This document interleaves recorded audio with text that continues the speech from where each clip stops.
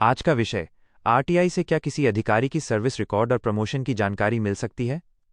Delhi high court का बड़ा फैसला। नमस्कार दोस्तों, आप देख रहे हैं गब्बर आरटीआई ऑनलाइन। अगर आपने किसी सरकारी अधिकारी के खिलाफ शिकायत की है या उसके खिलाफ केस चल रहा है, तो क्या आप आरटीआई लगाकर उसके प्रमोशन, सर्विस रिकॉर्ड या विजिलेंस क्लियरेंस की जानकारी मांग सकते हैं? दिल्ली हाईकोर्ट ने 2026 में एक महत्वपूर्ण फैसले में इस सवाल का जवाब दिया है। आज हम समझेंगे आरटीआई में कौन सी जानकारी पर्सनल इन्फॉर्मेशन मानी जाती है, कब आरटीआई एक्ट की धारा 8(1)(j लागू होती है, और कोर्ट ने आरटीआई आवेदक की याचिका क्यों खारिज कर दी। 2. केस की पृष्ठभूमि। यह मामला है शायन घोष चौधरी वीएस पंजाब और सिंध बैंक। याचिकाकर्ता ने पंजाब और सिंध बैंक में आरटीआई लगाई और एक वरिष्ठ अधिकारी के बारे में कई जानकारियां मांगी, जैसे अधिकारी की विजिलेंस क्लियरेंस की कॉपी, प्रमोशन से पहले डीपीसी डिपार्टमेंटल प्रमोशन कमेटी की फाइल नोटिंग, प्रमोशन से जुड़े ऑफिस नोट और आदेश, उस समय के चीफ विजिलेंस ऑफिसर का नाम और संपर्क। याचिकाकर्ता का आरोप था कि उस अधिकारी के खिलाफ यौन उत्पीड़न की शिकायत और आपराधिक मामला चल रहा था, फिर भी उसे प्रमोशन दे दिया गया, इसलिए उन्होंने आरटीआई के माध्यम से ये जानकारी मांगी थी। 3. सीपीआईओ का जवाब। बैंक के सीपीआईओ ने जवाब दिया कि मांगी गई जानकारी तीसरे व्यक्ति की व्यक्तिगत जानकारी है, इसलिए इसे देने से इनकार कर दिया गया। सीपीआईओ ने आरटीआई एक्ट की धारा 8(1)(j का हवाला दिया, जिसके अनुसार किसी व्यक्ति की व्यक्तिगत जानकारी जिसका सार्वजनिक गतिविधि से सीधा संबंध न हो, उसे आरटीआई में नहीं दिया जा सकता। 4. अपील की प्रक्रिया। याचिकाकर्ता ने इसके बाद 1.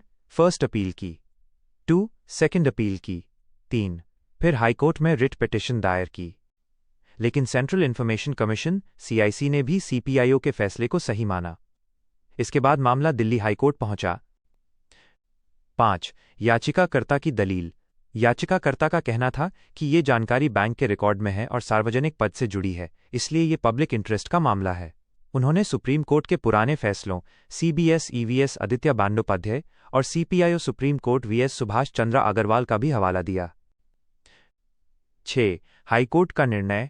दिल्ली हाईकोर्ट ने स्पष्ट किया कि किसी कर्मचारी के service record, promotion file ACR, annual confidential report, अनुशासनात्मक कार्यवाही, व्यक्तिगत सेवा विवरण, ये सब पर्सनल इन्फॉर्मेशन मानी जाती हैं, इसलिए ये जानकारी आरटीआई में तब तक नहीं दी जा सकती जब तक कि बड़ा सार्वजनिक हित लार्जर पब्लिक इंटरेस्ट साबित न हो।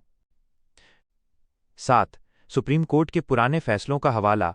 कोर्ट ने सुप्रीम कोर्ट के प्रसिद्ध फैसले गिरीश रामचंद्र देशपांडे VS CIC का हवाला दिया, जिसमें कहा गया था कि किसी सरकारी कर्मचारी के मेमो, कारण बताओ नोटिस, अनुशासनात्मक कार्रवाई और संपत्ति विवरण, ये सब व्यक्तिगत जानकारी के दायरे में आते हैं। 8. पब्लिक इंटरेस्ट की व्याख्या।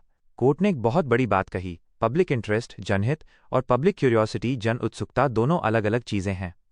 मतलब अगर लोगों को किसी की निजी जानकारी जानने में सिर्फ दिलचस्पी है तो उसे सार्वजनिक हित नहीं माना जाएगा।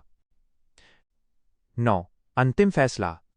दिल्ली हाईकोर्ट ने कहा कि याचिकाकर्ता ये साबित नहीं कर पाए कि ये जानकारी देने से कौन सा बड़ा सार्वजनिक हित पूरा होगा। परिणाम स्वरूप उनकी याचिका खारिज कर दी गई। 10. इस फैसले की 3 मुख्य बातें। 1. किसी अधिकारी का सर्विस रिकॉर्ड आरटीआई में आसानी से नहीं मिलता। 2. यदि जानकारी थर्ड पार्टी पर्सनल इन्फॉर्मेशन है तो धारा 8(1)(j लागू होगी। 3. जानकारी केवल तब मिलेगी जब लार्जर पब्लिक इंटरेस्ट साबित किया जाए। 11.